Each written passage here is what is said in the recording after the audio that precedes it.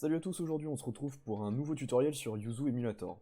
Alors quand vous jouez bien à Pokémon Diamant étincelant, vous savez bien que vous ne pouvez pas faire évoluer votre Kadabra en Alakazam ou votre Spectrum en Ectoplasma via les échanges par internet puisque Yuzu Emulator ne dispose pas de l'option en fait d'internet.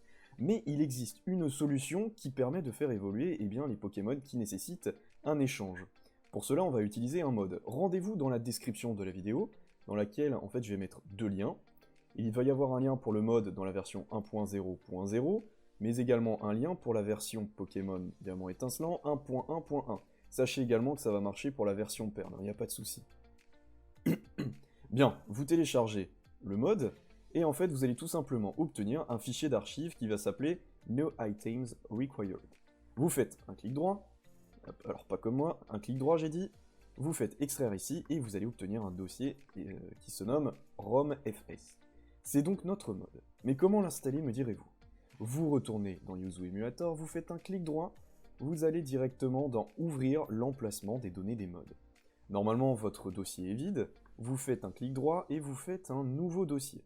Si toutefois ce dossier, si toutefois cet emplacement n'était pas vide, c'est parce que vous avez déjà installé un mode. Bien. Donc là, vous créez un nouveau dossier, vous l'appelez 0, 1, vous mettez 6 0 d'affilée, 0, 0, 0, 0, 0, 0, 11, D, 9, et là 4 0 d'affilée. C'est un petit peu long à écrire, mais sachez que c'est très important de nommer ce dossier de la sorte, sinon ça ne marchera pas. Donc comme vous le voyez, moi j'avais déjà créé le dossier, donc là je ne recrée pas de nouveau dossier. Je vais donc le supprimer. Vous obtenez donc ce dossier qui normalement est totalement vide. Et c'est là que va opérer la magie en fait. Vous ouvrez ce dossier qui est vide, et vous prenez le ROMFS que vous faites directement glisser dedans. Une fois cela fait, comment vérifier que le mode est bien installé sur le jeu? Vous faites un clic droit, vous faites propriétés, hop, et ici, vous pouvez voir que le mode est installé, il s'appelle LayeredFS, et c'est bien ce mode-là qui me permettra de faire évoluer Kadabra en Alakazam sans passer par un échange. On va directement se retrouver en jeu pour avoir la démonstration. Ok, on se retrouve dans les souterrains de Sinnoh. Donc regardez dans mon équipe, je vais avoir mon Kadabra niveau 31. On va regarder un petit peu, donc 1297 d'expérience à gagner avant de passer au niveau 32. Donc normalement, comme je vous le disais, il est censé évoluer quand il est échangé. Donc on va juste faire un combat contre le Gravalanche là-haut. Et normalement, ça devrait suffire à le faire passer niveau 32. Alors j'avais pas de super bonbons sous la main pour le tutoriel malheureusement, sinon ça serait allé un petit peu plus vite. Mais bon, on va se permettre de faire ce petit combat contre le Gravalanche, hop, et on va vite switcher sur un autre Pokémon. Parce qu'il y a une grosse différence de niveau. Alors, on va appeler tout simplement mon Pingoléon.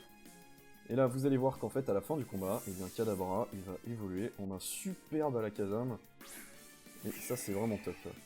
Bon, j'espère qu'il va utiliser un petit destruction. Ah non, oh, le séisme qui va faire mal. Il va peut-être me le mettre... Non, ça va. Alors, on va faire un laser glace en espérant qu'il n'ait pas fermeté, ce petit Gravalanche. Sinon, ça va retarder un petit peu la vidéo. Eh ben non, c'est bon. Bon, du coup... Vous allez voir, mon Kadabra il monte au niveau 32, et attention, la magie va opérer. Voilà.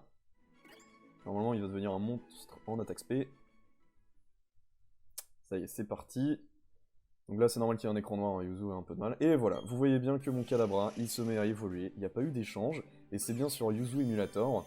Donc on va laisser l'évolution se faire, et puis on va regarder le résumé du Alakazam. Et on se laissera ici pour ce tutoriel, qui j'espère vous aura plu.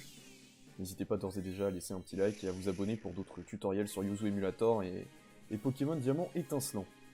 Parce que j'en ai pas mal encore à vous faire. Ok.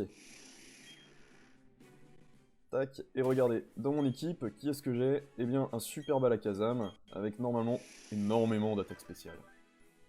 95. Bon, ça va, pour un niveau 32, c'est pas mal. Bon allez, sur ce, je vous dis à plus.